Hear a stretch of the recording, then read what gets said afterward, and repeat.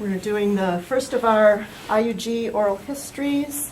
Today is April 14th, 2011. We're at the San Francisco Hilton Union Square. And our guest right now is Cheryl Gowing, who was chair of the users group in 2005. So, hi Cheryl. Hi. And can you tell us a little bit about how you got involved with the IUG? I was very involved in the selection of our innovative system. I was the music cataloger at the University of Miami at the time. As a music cataloger, I paid a lot of attention in library school and in my first job to the automation systems because I knew music was difficult to handle and it was a good test of any system. So if a system could handle music materials well, then you're pretty much set. So when we were looking at systems, I was very actively involved. Most of the librarians weren't particularly comfortable with technology, and so I helped lead that process.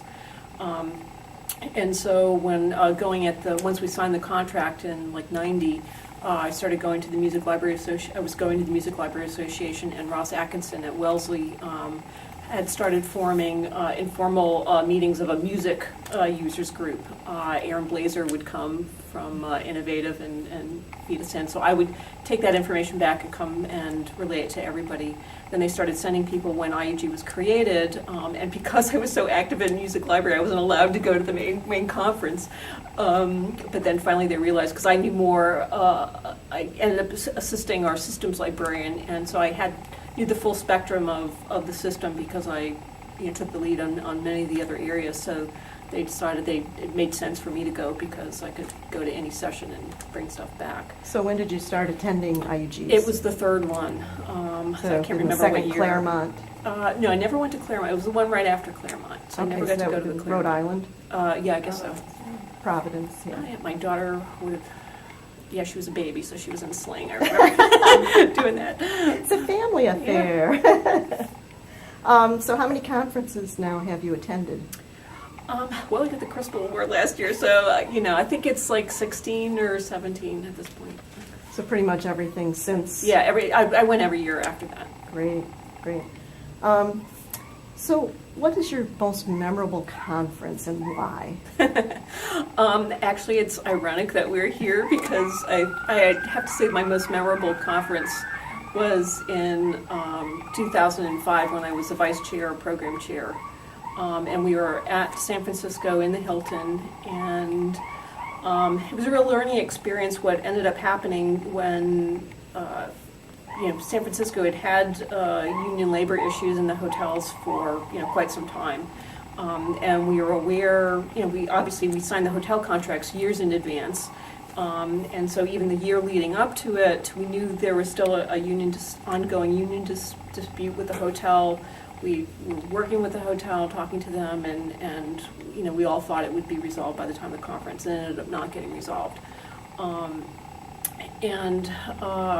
We had some issues with the listserv, too. Right. Well, what happened, we ended up changing some processes with IUG as part of the process.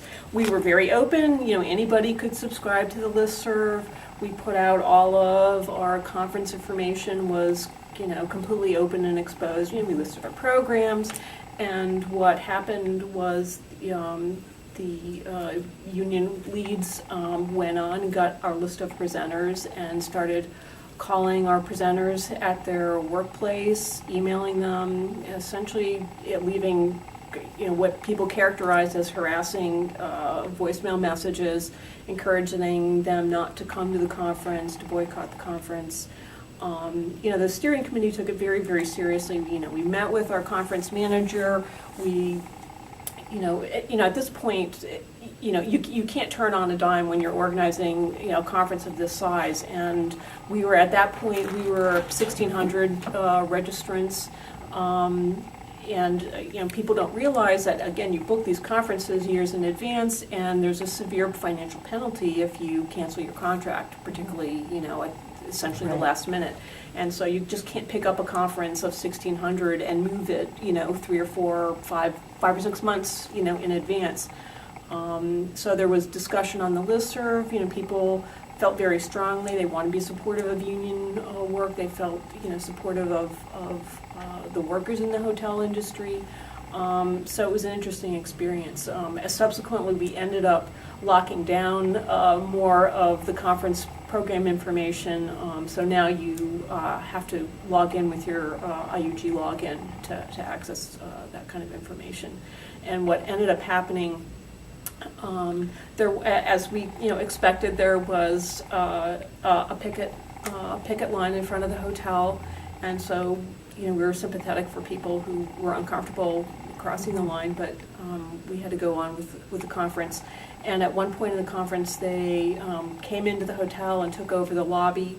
Clearly they had alerted the media. They were waiting to be interviewed on camera, and the police came and they got their TV spots. And fortunately, I don't know whether they realized, they picked it during a time where we were in the middle of the session, so hardly anybody was in the lobby, and most of our attendees really weren't aware that this was going on, and so it got resolved fairly quickly, and they left and resumed their picket line. But it was a real experience, unusual experience for me. And kind of an unusual one for a chairperson to go through too. One of the things I remember to kind of soothe our nerves from the hotel standpoint was they had the massages in the lounge in the lobby when we came in. I thought that was a nice touch. Well, and it had long-term effects on the organization, because up to that point we had a very clear pattern of we always met in California on alternate years. So we on one year we would go out in one of the other regional, we would sort of move, we'd have an East Coast thing, then we'd come back to California. We would have a Midwest or a Southeast or Southwest. So to give the opportunity for people who have more difficulty traveling, to allow more staff to attend conferences, but then always come back on off years, or I guess it's even years, or odd years, back to California, because obviously with San Francisco's, with Innovative's headquarters here, they're able to send more staff, there's greater involvement. At that time the group was small enough, I remember when we used to trot out to Emeryville and actually get to visit headquarters, they would have receptions there. So Innovative understood our position, because we were very leery about coming back to San Francisco in 2007, because at that point we hadn't booked that hotel yet. And we looked carefully about it, and we told them the labor dispute ended up not getting resolved, and we just said, we're not going through putting anybody through this again. We're not going back. And so we took another look at California. We thought actually it was a nice opportunity, because California's a large state. We have a large number of innovative libraries, and we thought, well, this is an opportunity for us to go somewhere else in California, or at least on the west coast. So we looked at, we went to Santa Clara. San Jose. Yeah, San Jose, and actually Santa Clara we went to. I think that was the end. We ended up going there. And so Innovative was supportive of that, although, after that they really have been urging us since then to come back to San Francisco. But again, with the economy and the kind of rates we were getting, we ended up going to San Jose several times, because that worked out well for folks. And that was not too far away for them. A lot of people could still commute, via the rail system here. And so actually, this is the first time we've been back to San Francisco, is this 2011 conference, and back in the same hotel. So do you feel like it's a different experience this time around? Yeah, definitely. I can see, I'm anticipating the evaluations. This is an unusual physical arrangement for a hotel. I would say, in my experience, this is probably the most problematic layout we have had in any of the And other. that's because? It's just it is the way the hotel is. It's a large hotel. There's 3 towers, and so people take at least a half day to kind of orient themselves of where the sessions are. And as the last time, there are other conferences taking place here, and so people just have to learn their way around, which happens at every conference. Right. And after the first half day, most people Yeah, I think the layout of the hotel this time around is a little better for the meetings, because we Right, were spread out all yeah, over we the were place. spread out, and they have these half floors, and it's Yeah, it was a fun. challenge. So What do you think is the main reason why the IUG has thrived through all these years, or do you think it is still thriving? Oh, absolutely, it's thriving. You know, I could see we just had the main conference thing, and I saw the membership was down a little bit, but I think it's a very active user group, and I think it's a real model for the ILS industry. You know, and I talk to colleagues when I go to conferences, sort of the broader-based conferences, and uniformly, people are always envious of folks who are on an innovative system and the IUG because it's very open, and I think a really key point, a distinguishing factor between IUG and any of the other ILS user groups is that it's independent.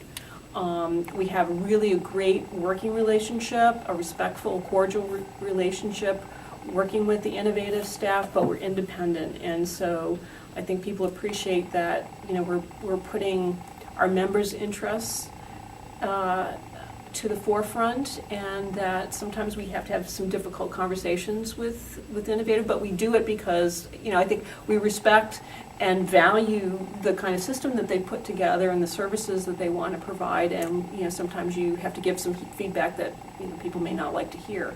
But do you feel the group works well with the management? Yeah, absolutely. You know, it's you know, I think being on the steering committee was a really invaluable experience. You really have, I never look at a conference the same way since then, because you really have no sense of everything that goes involved in taking place, or just even the relationship, because, you know, not being on that, you think, oh, well, they'll be able to, you know, suddenly make all these drastic changes in how, you know, the company operates, and it's, you don't have that kind of power or authority, or, you know, so it's sort of gentle steps. It's a long-term process. We're in it for the long haul, so we do get changes made, but, you know, it's, you know, generally not as drastic or immediate as people might think could happen. It's definitely a good networking experience, too. For you as with the other members of the steering committee,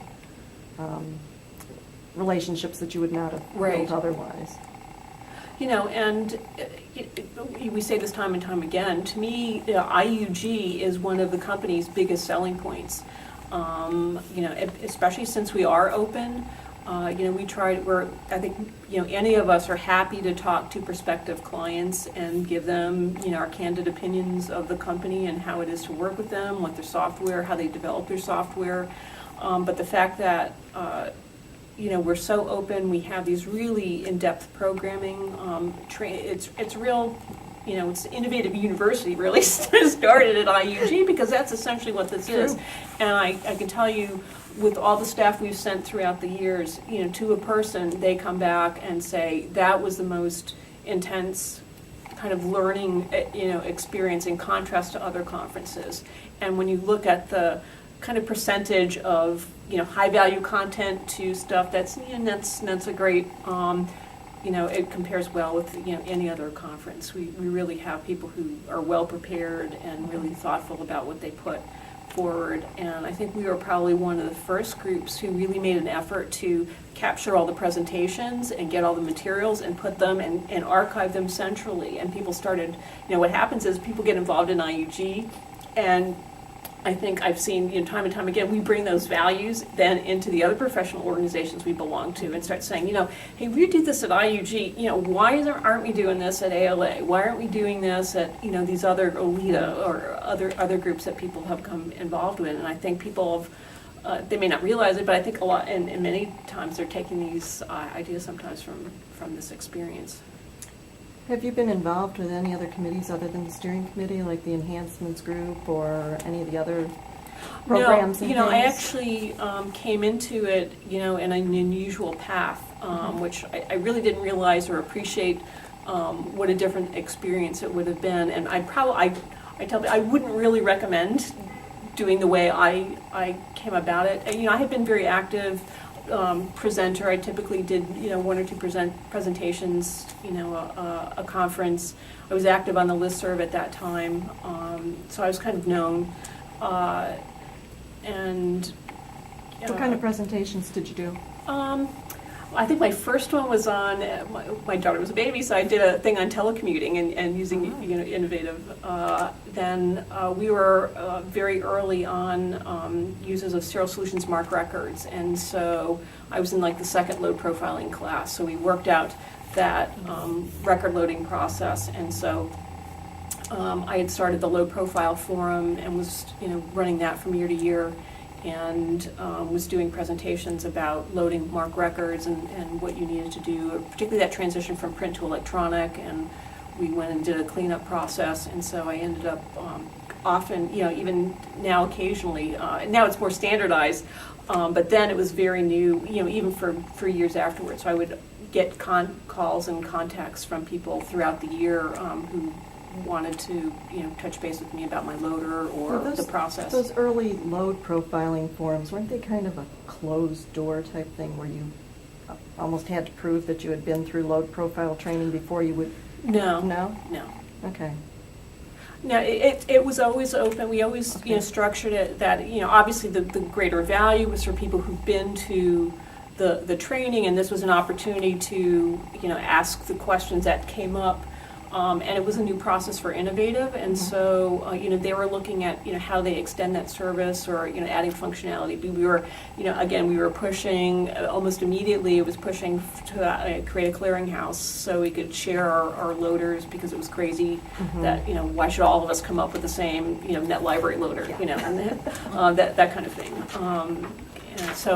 But we always opened it up because load profiling was such a kind of a unique concept at that time, and it was a way for people to come and think about, is this something that's going to be of value to me, and get an idea of the things that you could do with using the load profile, because it was beyond just simply getting a vendor batch of records. People were starting to experiment and use it for database cleanup and other uses, so it was helpful to have it open. Great. Kind of wrap things up, if there was one thing that you could change about the IUG to help it expand or get better, what would you recommend? Or if you could say one thing to the new incoming chair, having been there. Well, I know the budget. It's probably a difficult time to do that. But what I'm seeing is more and more conferences of trying to videotape and stream the sessions, because there's so many people who just are never going to be able to travel or come to these things. We've been fortunate in previous years. We used to send a team of 4 or 5 to IUG every year, basically a lead in every functional area. And we've not been able to do that, so I have to pour over the program, and I decide, okay, you're going, and it's down to like 2 people. Now it's like I go and our systems persons go, because I can go to any session, but you really like to bring that more to the experience. And when we've had staff come, they really come back transformed. And so being able to offer kind of a virtual conference experience would be great, or even having an archive. I think that would be really high value to add. So you could maybe look at some kind of parallel registration thing for a virtual conference. ACRL, I just came back from that, and with your registration you get access to sort of the virtual conference archive, and they also had and I think EDUCAUSE does the same thing. They have a subset of at least of programs that they stream, and so you could separately register for that, and you get access to that for like a year. So that's something to think about. Especially in these economic times, and hopefully maybe, I don't know, I've not looked into the cost factor, so I don't know whether that's reducing or it's fairly stable. Kind of goes back to our old days where we videotaped certain sessions and had videotapes available, but definitely streaming is a good idea to look into. Is there anything that you'd like to add before we wrap things up, or?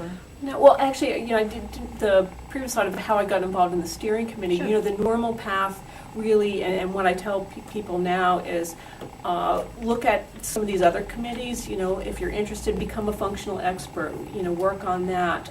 Working at a traditional path has been getting involved in the program committee, because because that's your first big task. if you're elected the vice chairs, you run that program, and you essentially put together a lot of the nitty-gritty of that year's program. And so being on the program committee lets you have a sense of what's involved, the timing and the workflow, or even being, and then move from that to maybe being a member at large. And so that allows you to get a sense of, again, the workflow, the timing of the events, how the group interacts together, and then then go up for maybe vice chair and then chair-elect.